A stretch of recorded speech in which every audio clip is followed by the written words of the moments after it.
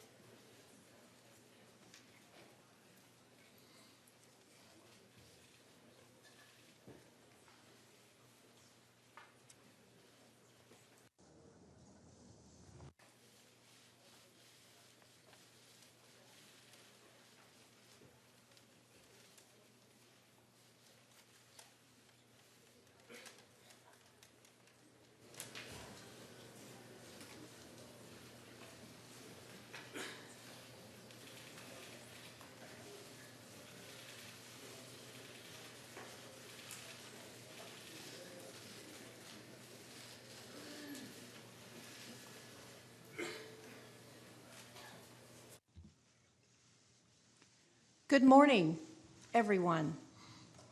Across the splendid array of countries and cultures represented here, we come together this morning united by our belief that flourishing societies are sustained by religious freedom.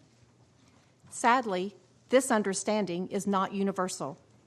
Today, all over the world, people of faith face a rising tide of persecution. In just the past years, we have witnessed horrific acts of violence committed against worshipers in mosques, churches, and synagogues. We have watched the arbitrary detention and the mistreatment of religious minorities in countries around the globe. And we have felt the chill of a world that seems increasingly disinterested in defending the rights of all people to exercise of sincerely held religious beliefs. As leaders, a time such as this calls us to demonstrate our commitment to religious liberty, not only in word, but also in deed, which is why I am so extraordinarily pleased and honored that we are joined here today by President Donald Trump and Vice President Mike Pence. Under the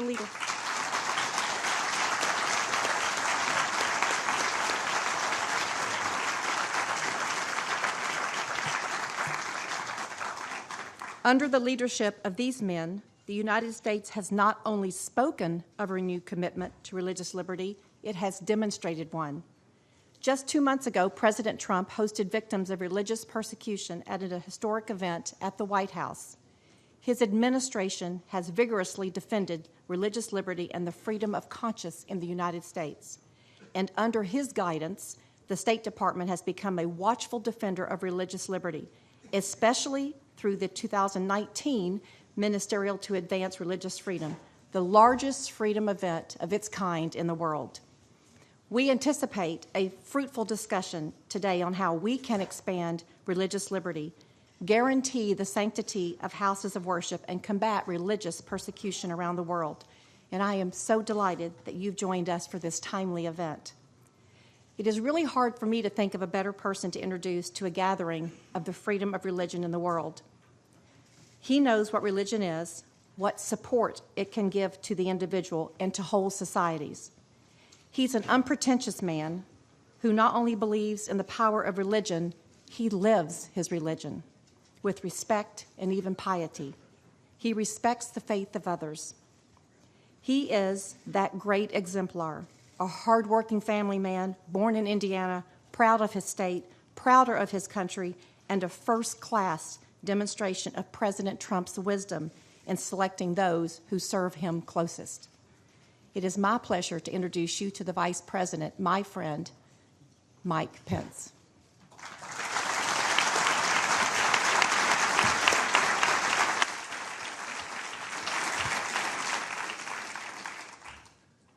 Mr. President, Secretary General Guterres, Ambassador Kraft, Secretary Pompeo, members of the Cabinet, distinguished members of Congress, world leaders, and most especially to the courageous men and women who join us here today, who have suffered persecution and violence for simply living out your faith, whether that be Christianity, Judaism, Buddhism, and Islam. It is my great honor to be here today with the President of the United States to reaffirm America's commitment to what the people of our nation have always believed, that every person is endowed by our Creator with certain inalienable rights. That Americans have always believed our first freedom is the freedom of religion. Today, President Donald Trump becomes the first American president to convene a meeting here at the United Nations on religious freedom, and it is my great honor to introduce him.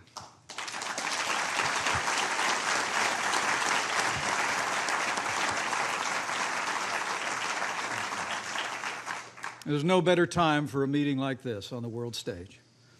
As we gather here at the United Nations, more than 80% of the world's population live in nations where religious freedom is threatened or banned. The regime in Iran brutally persecutes Christians, Sunnis, Baha'i, and Jews. In Iraq, Iran-backed militias terrorized Christians and Yazidis who were nearly wiped out by ISIS' recent campaign of genocide. The Communist Party in China has arrested Christian pastors, banned the sale of Bibles, demolished churches, and imprisoned more than 1 million Uyghurs in the Muslim population. In our hemisphere, the regime of Daniel Ortega is virtually waging war on the Catholic Church. In Nicaragua and in Venezuela, the dictator Nicolas Maduro uses anti-hate laws to prosecute clergy, even as his media cronies spread anti-Semitism by trivializing the Holocaust. Communities of faith across the wider world have also faced unspeakable acts of violence in places of worship, shocking the conscience of the world. In October, 11 Jews were murdered in the Tree of Life synagogue massacre in Pittsburgh, Pennsylvania. In March, a gunman killed 51 Muslims at prayer in 2 mosques in Christchurch, New Zealand. And just a month later, suicide bombers murdered more than 300 Christians during Easter services at 3 Christian churches in Sri Lanka. These attacks strike at the heart of everything free peoples hold sacred. And the threats of religious freedom and the attacks on people of faith underscore why President Trump has taken such decisive action since the very first days of our administration to build and promote our nation's proud tradition of advancing religious freedom, and that continues today.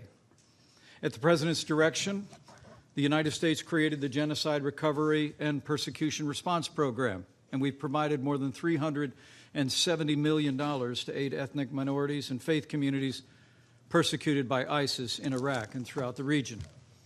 Earlier this year, at the President's direction, the Secretary of State held the 2nd annual Ministerial to advance religious freedom, inviting more than 1,000 civil society and religious leaders in 100 different nations to the largest event of its kind in the world.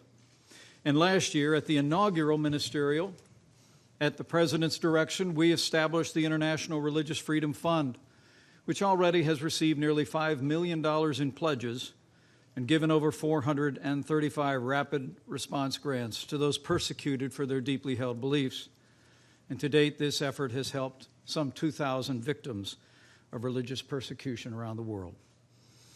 As the President often says, America is a nation of faith, and we will always stand for the freedom of religion of every person, of every race and every creed, to live, to work, to worship according to the dictates of their conscience. And today, giving evidence of his passion for religious liberty, the President will announce additional steps that the United States will take to protect religious liberty and defend people of faith around the world. This is a very special day, and I always say it is a high honor to introduce this President, but to be here at this historic gathering with leaders around the world standing for our first freedom of religious liberty is among the greatest honors I've ever had. And so let me say, it is my high honor and distinct privilege to introduce to you a tireless champion of the freedom of religion and people of every faith in America and around the world, the 45th President of the United States of America, President Donald Trump. Thank you, Nick.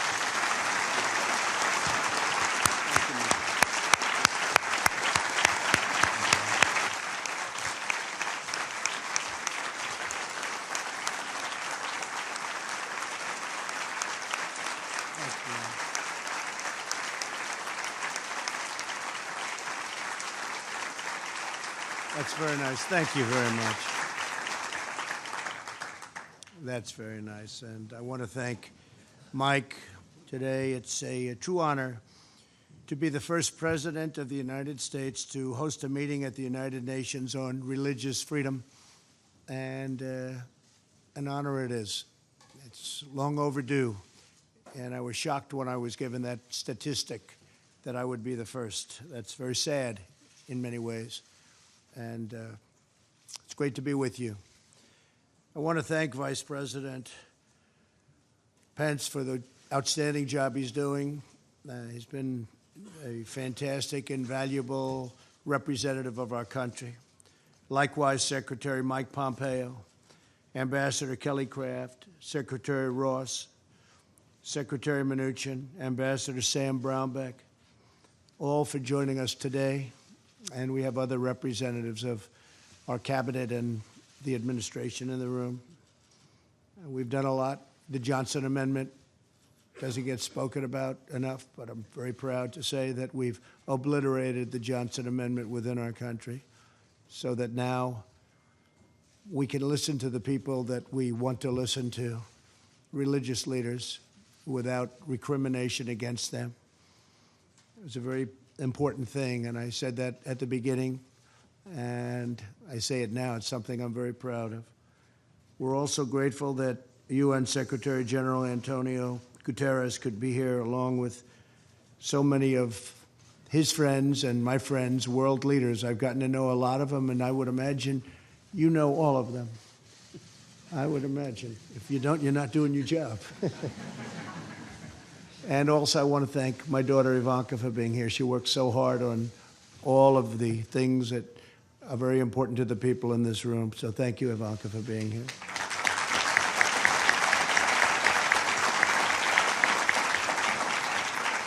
The United States is founded on the principle that our rights do not come from government, they come from God. This immortal truth is proclaimed in our Declaration of Independence and enshrined in the First Amendment to our Constitution's Bill of Rights. Our founders understood that no right is more fundamental to a peaceful, prosperous, and virtuous society than the right to follow one's religious convictions. Regrettably, the religious freedom enjoyed by American citizens is rare in the world.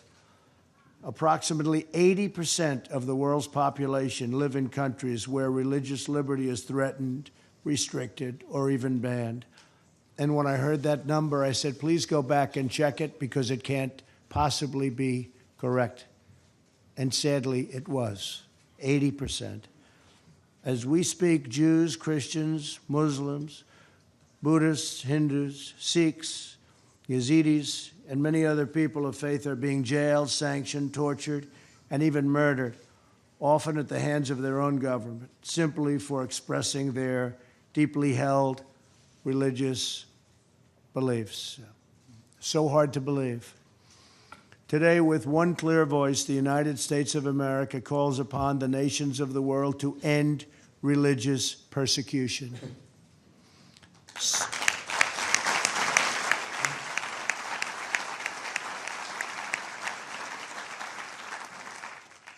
To stop the crimes against people of faith, release prisoners of conscience, repeal laws restricting freedom of religion and belief, protect the vulnerable, the defenseless, and the oppressed. America stands with believers in every country who ask only for the freedom to live according to the faith that is within their own hearts. As president, protecting religious freedom is one of my highest priorities and always has been. Last year, our Secretary of State, Mike Pompeo, hosted the first ever Ministerial to advance international religious freedom. In this year's Ministerial, Secretary Pompeo announced plans to create the International Religious Freedom Alliance, an alliance of like-minded nations devoted to confronting religious persecution all around the world. I've appointed a special envoy to monitor and combat anti-Semitism. We're standing up for almost 250 million Christians around the world who are persecuted for their faith. It is estimated that 11 Christians are killed every day for the following. I mean, just think of this, 11 Christians a day for following the teachings of Christ.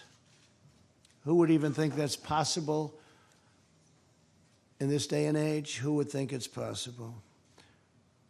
With us today is Pastor Andrew Brunson, who was imprisoned in Turkey for a long period of time. Last year, my administration was thrilled to bring him back home after a very short and respectful negotiation with a very strong man, and a man who's become a friend of mine, fortunately, President Erdogan of Turkey. I called the president. I said, he's an innocent man.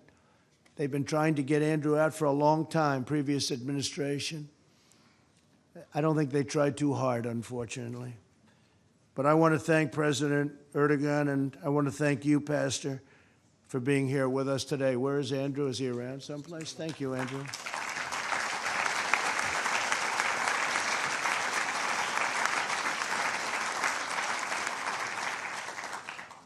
We did a good job with that negotiation, Andrew. You got back. Wasn't easy, it wasn't pretty, but you got back, and we're proud of you. You have a great family. And the love, when Andrew came back, the love from so many people, it was actually, I hadn't seen anything quite like it. So congratulations, and I understand you're doing fantastic work with your family. Thank you very much. Thank you, Andrew.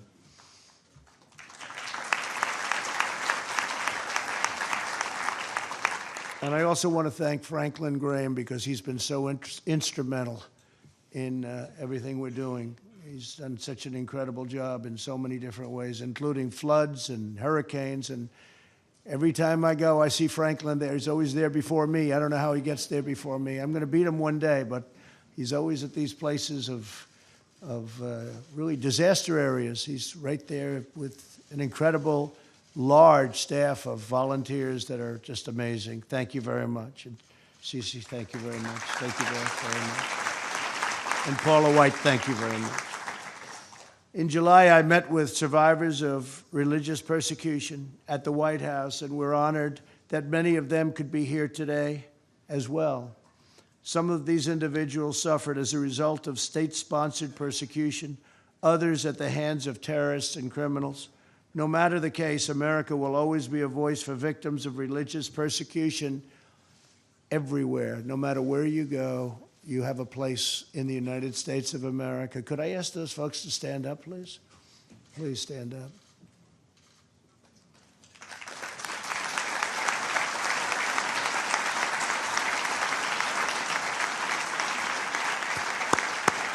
Thank you.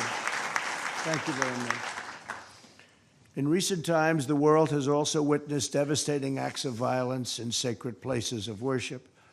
In 2016, an 85-year-old Catholic priest was viciously killed while celebrating Mass in Normandy, France. In the past year, the United States endured horrifying anti-Semitic attacks against Jewish Americans at synagogues in Pennsylvania and California. In March, Muslims praying with their families were sadistically murdered in New Zealand. On Easter Sunday this year, terrorists bombed Christian churches in Sri Lanka, killing hundreds of faithful worshipers. Who would believe this is even possible? These evil attacks are a wound on all humanity. We must all work together to protect communities of every faith. We're also urging every nation to increase the prosecution and punishment of crimes against religious communities. There can be no greater crime than that. This includes measures to prevent the intentional destruction of religious sites and relics.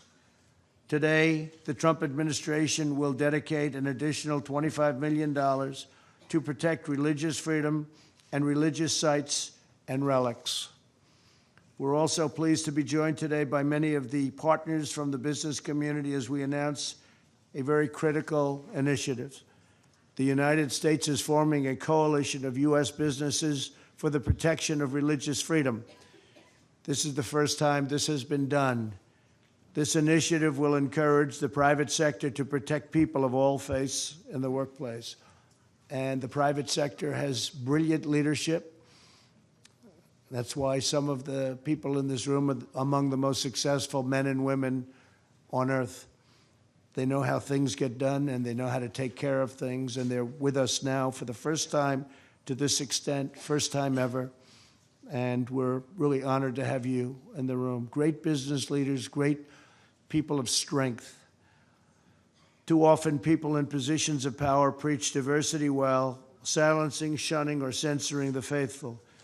True tolerance means respecting the right of all people to express their deeply held religious beliefs. Before I conclude, I want to once again thank all of the survivors in the room for their courage and resilience. You're an inspiration to the world. You remind us that no force on earth is stronger than the faith of religious believers. The United States of America will forever remain at your side and the side of all of those who seek religious freedom. Today, I ask all nations to join us in this urgent moral duty. We ask the governments of the world to honor the eternal right of every person to follow their conscience, live by their faith, and give glory to God. The United States has a vital role in this critical mission. Secretary General Guterres will now share a few words on the UN's efforts to promote religious liberty for all, and he has been a champion of exactly what we're in this room for. So I want to thank everybody for being here. God bless you. God bless the faithful. And God bless America. Thank you very much. Thank you.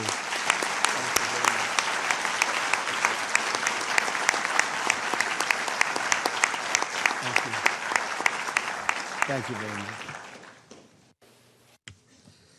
Mr. President, welcome to the United Nations. It's wonderful to see you back with us. And I also welcome the distinguished members of your administration. Excellencies, dear friends, I want to begin by saluting you, Mr. President, for putting a focus on religious freedom, a pressing global issue and one that is also very close to my heart. In 2001, under my initiative as Prime Minister of Portugal, my country enshrined religious freedom into the nation's law, with the objective at the time to equalize the benefits that the Catholic Church traditionally had in Portugal and to extend them to all religions in the country. And the measure declared that no one can be privileged or persecuted on account of their religion, and that the state shall not discriminate against any religious community in relation to others. Looking around the world, we tragically know that this is not a reality for millions of people. It is totally unacceptable in the 21st century for people to face discrimination and intimidation for their beliefs.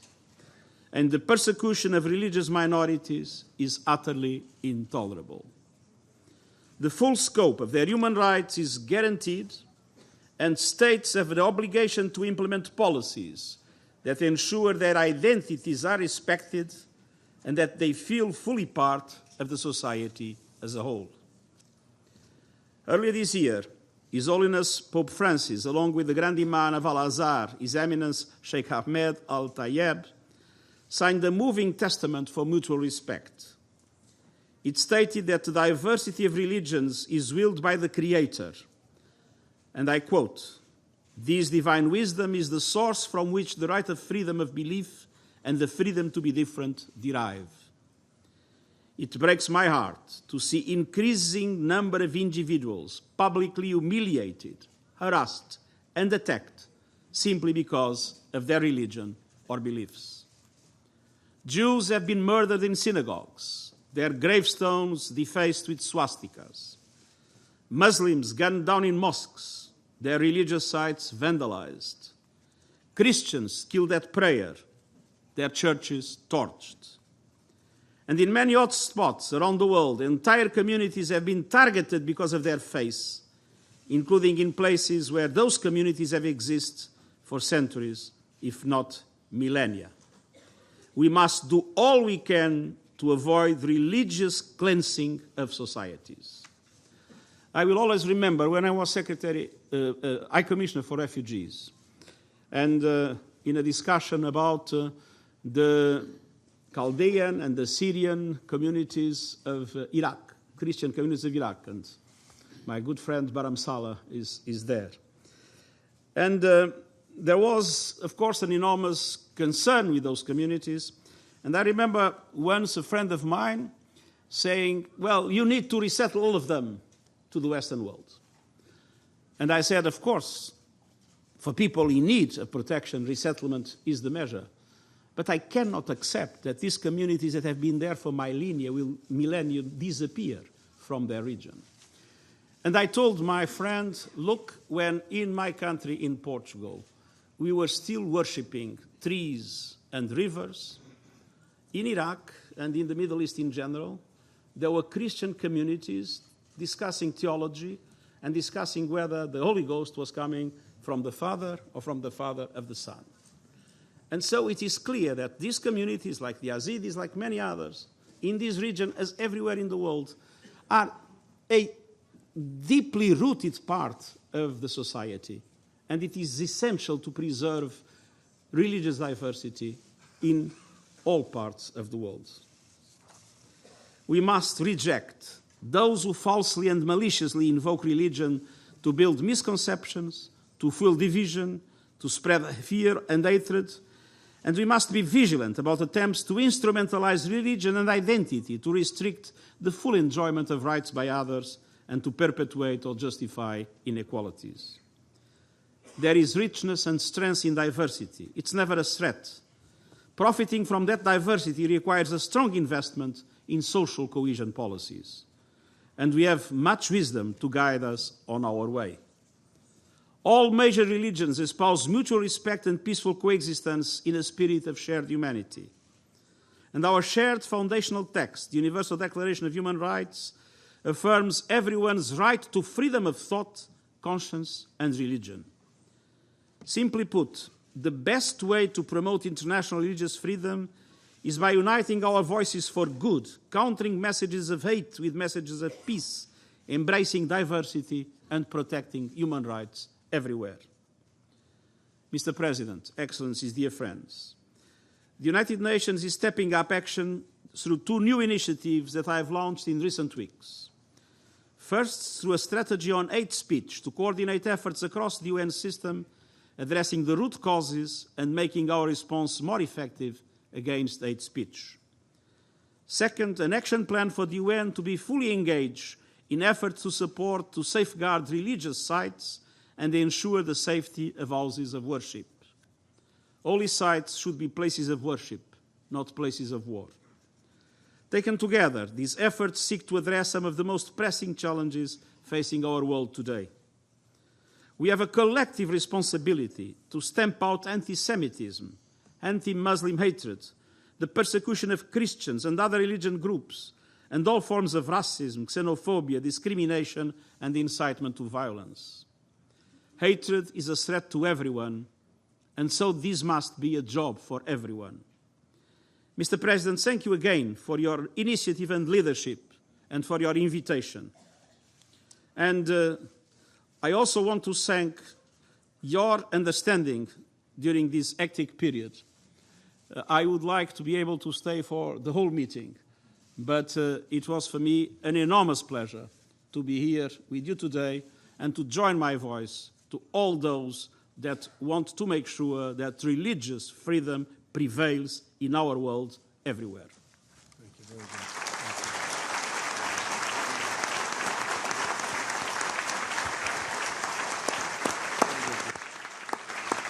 Thank you. Thank you, Secretary Guterres. We will, in a moment, have the chance to hear from three who have struggled on behalf of the cause of religious freedom. But if we would pause for just one moment as the President and Secretary Guterres depart. Thank you, sir.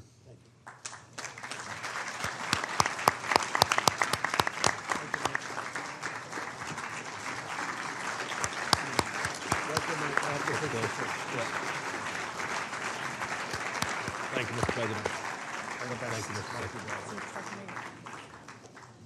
Very good start.